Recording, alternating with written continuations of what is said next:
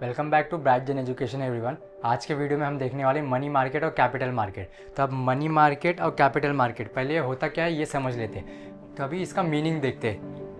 तो जो money market है, it is a market where short term borrowings takes place. Short term borrowings मतलब short term borrowings किसको बोलेंगे? जो शॉर्ट टर्म रहता है। शॉर्ट टर्म का स्पेसिफाइड है कि वो 1 ईयर के अंदर तक रहता है तो उसको शॉर्ट टर्म बोलेंगे, पर अगर वो 1 ईयर से ज़्यादा है तो वो लॉन्ग टर्म में जाता है। तो अगर कोई भी इंस्ट्रूमेंट आप परचेस कर रहे हो कंपनी से और अगर वो 1 साल के अंदर तक अगर मैच्योर हो रहा है तो वो शॉर्ट टर्म है। वेयर एज जहाँ पे कैपिटल मार्केट में it is a market where long term borrowings takes place, मतलब यहाँ पे जो इंस्ट्रूमेंट है, जो कैपिटल मार्केट में जो इंस्ट्रूमेंट है वो 1 साल के बाद मैच्योर हो रहा है। 1 साल के पहले मैच्योर नहीं होगा, 1 साल के बाद मैच्योर होगा, इसीलिए वो लॉन्ग टर्म के कैटेगरी में आता है। नेक्स्ट पॉइंट है टाइम पीरियड। अभी हमने मीनिंग में ही देख लिया, अगर इसने 1 साल तक होल्ड किया तो ये शॉर्ट टर्म में रहता है, अगर इसने 1 साल से ज़्यादा में होल्ड किया तो ये लॉन्ग टर्म में रहता है। तो ये शॉर्ट टर्म वाला ये मनी मार्केट में आ जाता है और लॉन्ग टर्म वाला कैपिटल मार्केट में आ जाता है। वही यहाँ पे लिखा है कि मैच्योरिटी पीरियड ऑफ 1 ईयर और लेस देन 1 ईयर। ध्यान देना, 1 ईयर और लेस देन, अगर सिर्फ 1 ईयर तक होल्ड किया है तो भी वो शॉर्ट टर्म है, 1 ईयर से ज़्यादा किया है तो लॉन्ग टर्म होता है वो।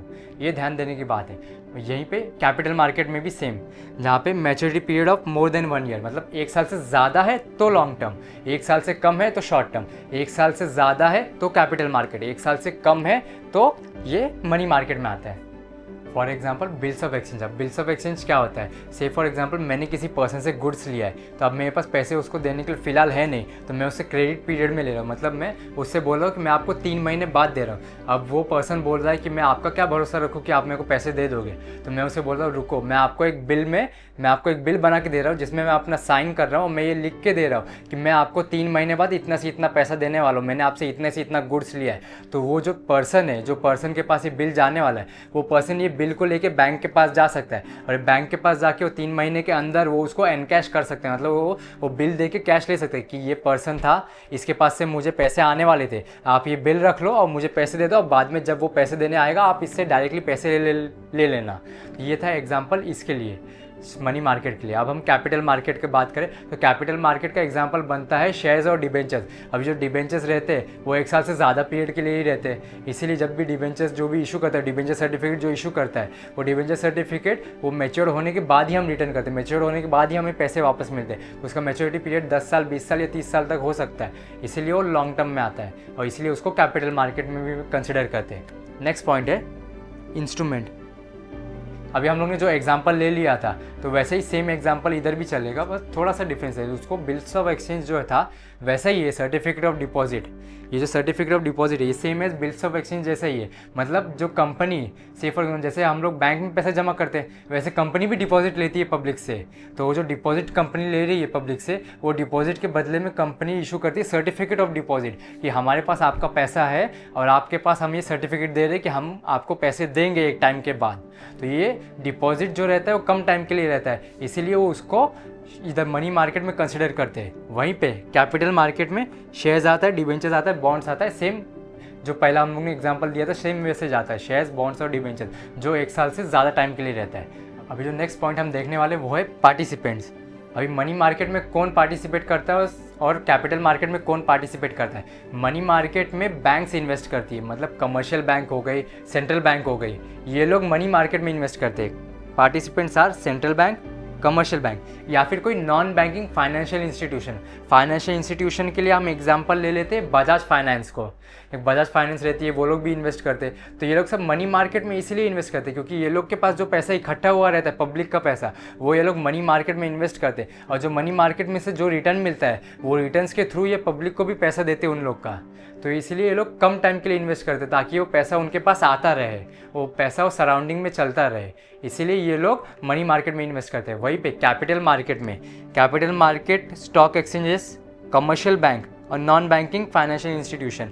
अभी जो स्टॉक एक्सचेंज है वहाँ पे ट्रेड होते हैं, वहाँ पे शेयर्स ट्रेड होते हैं, वहाँ पे डिबेंचर्स ट्रेड होते हैं, इसीलिए स्टॉक एक्सचेंज कैपिटल मार्केट में आता है। और कमर्शियल बैंक भी, कमर्शियल ऐसा ज़रूरी नहीं है कि कमर्शियल बैंक सिर्फ मनी मार्केट में ट्रेड करे, कमर्शियल बैंक कुछ हद तक कैपिटल मार्केट में भी ट्रेड करती है। मतलब डिबेंचर्स लेगी या तो बॉन्ड्स लेगी। अब डिबेंचर्स और बॉन्ड्स क्यों लेगी? क्योंकि डिबेंचर्स और बॉन्ड्स में रिस्क कम रहता है, मतलब फिक्स रिटर्न रहता है, भले ही वो ज़्यादा टाइम के लिए रहता है पर उसका रिटर्न फिक्स रहता है और उसमें रिस्क कम रहता है। तो इसीलिए कमर्शियल बैंक कैपिटल मार्केट में भी इन्वेस्ट करती है, इसीलिए वो कैपिटल मार्केट में भी कमर्शियल बैंक आती है।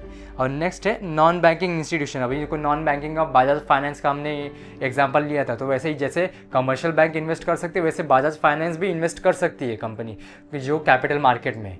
नेक्स्ट पॉइंट है रिस्क। अभी हमने देख लिया, इन्वेस्ट तो कर लिया, अभी हम लोगों ने रिस्क का भी उसमें बात किया था। तो वही रिस्क किस में लो है और किस में हाई है। जो मनी मार्केट में इन्वेस्ट करता है उसका रिस्क लो रहता है। क्यों? क्योंकि साल भर के अंदर कोई ज़्यादा चेंजेस होने के प्रोबेबिलिटी बहुत कम रहते हैं। मतलब साल भर के अंदर वो जो भी शेयर्स लिया है या फिर जो भी इन्वेस्टमेंट किया है, जो भी चीज़ डिपॉजिट लिया है, उसको डिपॉजिट के ऊपर नीचे होने के चांसेस बहुत कम रहते हैं। इसीलिए यहाँ पे रिस्क फैक्टर बहुत कम है। वहीं पे सेकेंडरी मार्केट जो लॉन्ग टर्म के लिए रहता है 10 साल 20 साल के लिए, उसमें हाई चांस रहते हैं, रिस्क इज़ मोर। अभी रिस्क कैसे मोर रहता है? जैसे फॉर एग्जांपल हम लोग ने कोई कंपनी का ही ले लेंगे, कोई कंपनी 10 साल बाद वो अपने डिबेंचर्स रिडीम करने वाली है, तो 10 साल बाद पैसे मिलने वाले, पर 4th या 5th ईयर में कुछ ऐसा हो गया जिसकी वजह से कंपनी का रेपुटेशन गिर गया, उसकी वजह से कंपनी बहुत लॉस में चली गई, तो फिर उसके बाद इनका तो नुकसान हो गया। तो इसीलिए यहाँ पे रिस्क फैक्टर बहुत हाई रहता है। और नेक्स्ट पॉइंट है रिटर्न ऑन इन्वेस्टमेंट। अभी जो रिटर्न ऑन इन्वेस्टमेंट है, अभी जो लोग साल भर के लिए इन्वेस्ट करते हैं वो लोगों को तो रिटर्न कम ही मिलेगा। ये एक एफडी की तरह ही चलता है। जैसे हम एफडी में भी हम जितने ज़्यादा टाइम का एफडी करेंगे उतना ज़्यादा अपने को इंटरेस्ट मिलता है, तो सेम वैसा ही चलता है यहाँ पे भी। अभी जो मनी मार्केट है उसमें जो रिटर्न ऑन इन्वेस्टमेंट है वो कम रहता है, less due to highly liquid and safe. अब हाईली लिक्विड और सेफ का मतलब क्या होता है? मतलब ये बहुत कम टाइम में ये कन्वर्ट होने वाला कैश में, तो जाहिर सी बात है इसमें परसेंटेज भी कम रहेंगे, तो इसका रिटर्न भी अपने को कम मिलेगा। और ये सेफ भी रहता है, इसीलिए इसमें लेस परसेंटेज अपने को मिलता है, इसीलिए ये लेस रहता है due to highly liquid and safe. अभी जो वैसे ही कैपिटल मार्केट में रिटर्न हाई है। अब रिटर्न हाई किस लिए है? क्योंकि वो रिस्की रहता है।